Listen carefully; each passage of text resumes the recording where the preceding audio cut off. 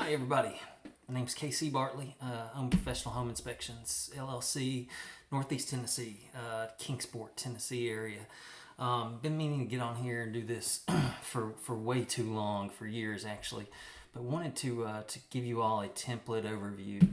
Of course, I can't show everything in this template, I'm going to try to keep this under 5 minutes. But wanted to jump in here and just show you, for people who are considering purchasing the template, the benefits of it, the features of it, why it's sold so many times, and it's literally thousands of hours of work. Give you a short little backstory on me. I'm 45 years old. I started in construction, picked up a hammer when I was 18. Did that for 17 years. Owned a remodeling company where we do room additions, decks, vinyl siding, some light roofing, replacement windows, and on and on. At 36, I transitioned into home inspections and have been doing it ever since. What really got me into home inspections was my sister had a home inspection. And when looking at the report, it was 12 pages. It was a bunch of check boxes, everything functional or appeared functional at the time of inspection. And when she moved into her condo, she had issue after issue after issue.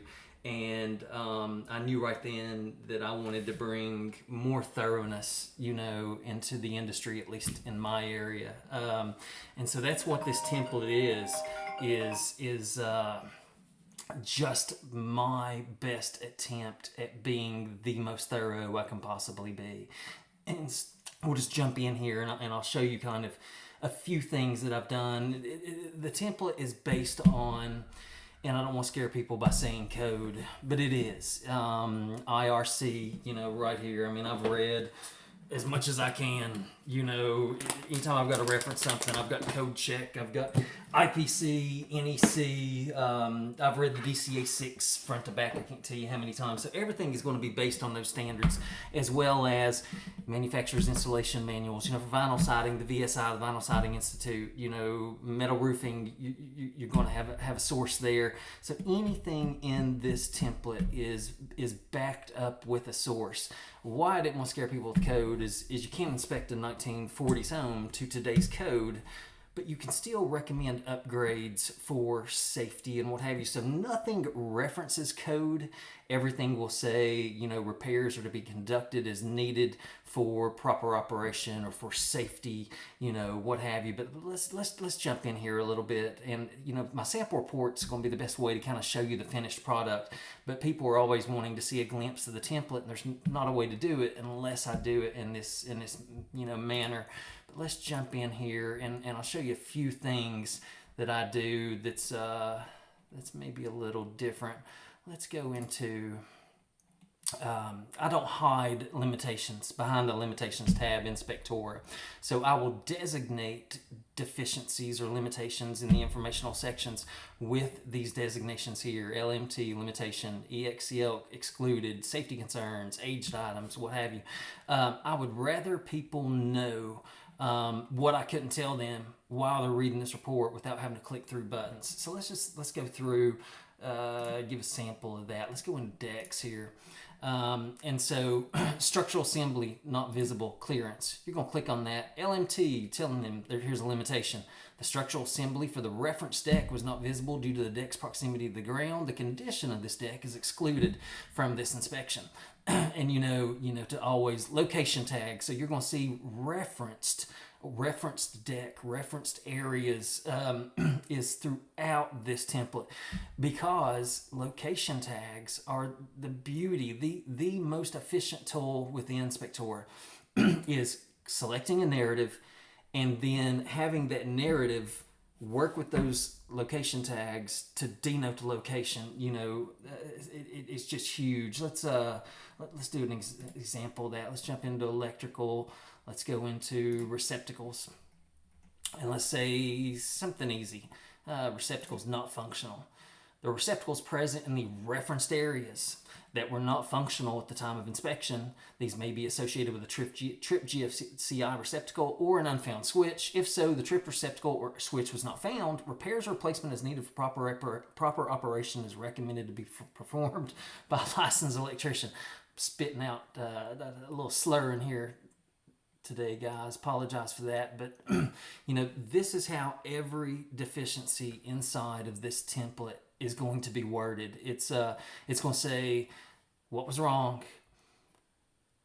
possible repercussions, possible cause. I know we shouldn't go into cause, but if I can, I will. And then what needs to be done. Repairs or replacement as needed for proper operation is recommended to be performed by a licensed electrician. So I try to do that for every single deficiency in the report. But just to scroll through here, and of course, you guys can drag and drop this. Our sections over here on the left to match your current flow. Same thing when you go in here to the subsections. Drag and drop these guys, wherever they're most comfortable to you. You can also copy these, subsections into your existing template if you would rather go that way. But this guy is just full of everything I have came across, researched and studied for 8 years. I've almost done, getting close to 3,000 inspections. So it just contains all of that information. It pretty much gives you just a jump start. And of course, once again, you'll want to get in here and kind of tweak some of these for yourself. But as we were in the decks there, everything up here is going to be informational. Let's start with an informational comment because they're all going to read the same. The deck one is a little deeper than some. Let's jump into a porch. Masonry slab porches or stoops were inspected looking for damage or any other significant defects. No reportable deficiencies were visibly present at the time of inspection unless otherwise noted in this report. So, most SOPs require you to state an item was inspected. This is my way of doing that, as well as laying out for them what I was looking at. And saying, if there's no deficiencies in this report in association with the slabs or stoops, then it wasn't present at the time of inspection. And that's powerful language, if somebody was to call you back. I'm going to knock on my desk here because I never get callbacks. More than likely it's due to how thorough I am during the inspection and then the detail of the report. I believe that this template is a big reason for that. This template, if you work it over here on the left, the sections from top to bottom, either greening out every section, deleting sections that aren't applicable, or flagging any narratives that need to be, that you want to tweak when you get home or what have you. It's difficult to miss anything by going that direction. But let's just jump into here, to show you some of how the layout of the deficiencies are. And, I'll start off with, you'll have your heading, decks, and it's going to be kind of general things here. Then we're going to break in as you come down to decks, the lateral load devices, the ledger board, cantilever joists. Here's a ledger. I need to move that joist down. Watch this. Drop that right here with the other joists. Nope, I had that up there because it ties in with flashing. If you've got cantilever joists running through the structure, we want flashing where that joist protrudes into the structure. So that's why I've got that guy there together. But then you're going to have all your joists together and the deficiencies you can find with joists. Joist hangers and the deficiencies you can find with those. Support posts all together. Deficiencies with those, and on, beams, girders. I tried rim joists, and then just overall wood, rock presence, soil contact, water damage, decking boards, on, fasteners. So there's everything in association with a deck, and then you've still got your stairs and steps, your guardrails. Come here to guardrails. I've even got an informational comment for it. The guardrails, stair rails, and handrails were inspected for their presence, proper sizing and spacing, looking for damage and securement, and other significant deficiencies. Once again, this language, no reportable conditions were visibly present at the time of inspection unless otherwise noted in this report. But then you come down and you're going to have everything. Guardrails together, spacing exceeded, missing, height less than 36, horizontal guardrails, which yes, are code acceptable, but are safety hazard in my opinion. At least I'm going to bring it to their attention. You don't want some kid climbing up there, of course.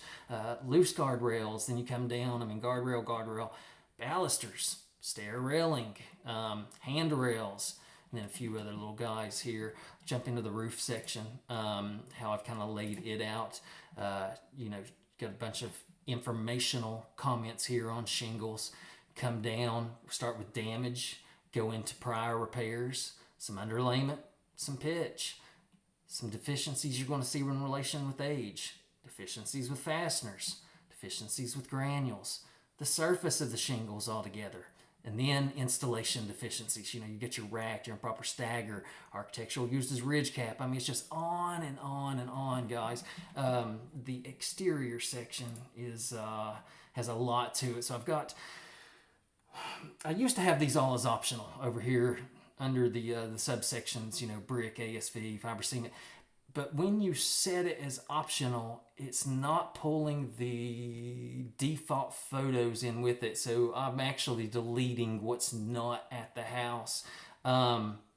But inside of these, we can start with walls and cladding, which is going to be kind of a general overview of your wall and cladding. And, here you've general things, cladding, rain entry, water points present. Let's see.